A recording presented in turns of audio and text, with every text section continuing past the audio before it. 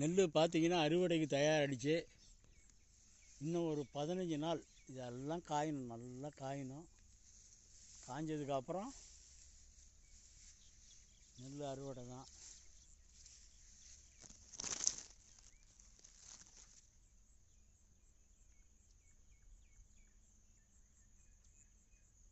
இப்போலாம் நெல் அறுவடையெல்லாம் இப்போ வந்து மனிதர்கள் யாரும் அறுக்கறதில்ல. ஒரு மிஷின் உள்ளே போகலைன்னா, நெல் அறுவடை மிஷின் உள்ளே போகலைன்னா அறுவடைங்கிறது மனிதரை வச்சு செய்கிறது மிக கஷ்டம். நெல்லே போட மாட்டாங்க. மிஷினு உள்ளே போக முடியாத இடமா இருந்தால் நெல் போட மாட்டாங்க. இந்த மாதிரி இதெல்லாம் வந்து அடுத்த வருஷம் பார்த்திங்கன்னா வாழை கட்டை பதிச்சிருவாங்க. இந்த மாதிரி வாழை எனக்காக இந்த வயம் வந்து என்னோடய வயம். இதில் உளுந்து போட்டிருக்கேன். இதில் வந்து மிஷின் உள்ளே வர முடியாதனால என்னால் உழவு கூட ஓட்ட முடியல. சின்ன பவர் டில்லர் வச்சு தான் இதெல்லாம் ஓட்டி சரி பண்ணி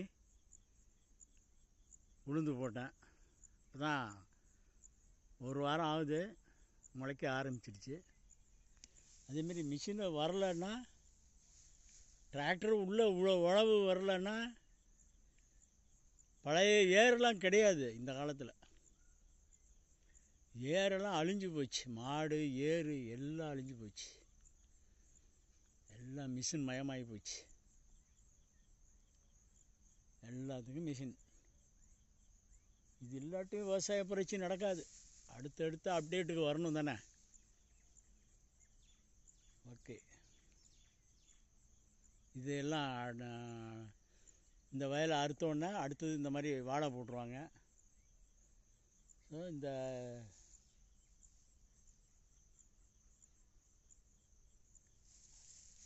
அறுவடைக்கு ரெடியாக இருக்குது.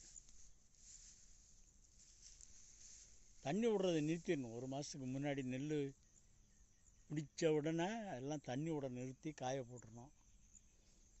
ஈரமாக இருந்தால் உள்ள மிஷினே வராது.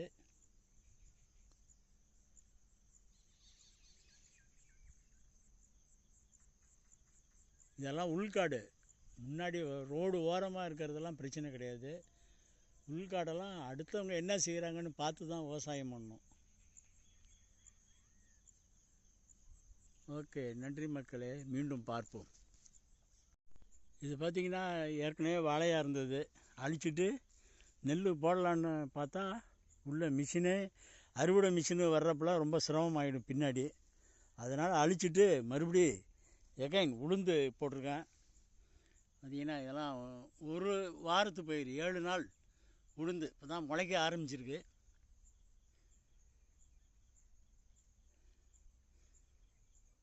இந்த உளுந்து நான் அறுவடை செஞ்சு அதுக்கப்புறம் மறுபடியும்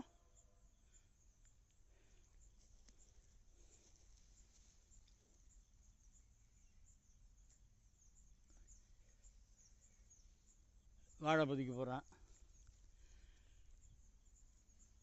ஆடிப்பட்டம் வாழை.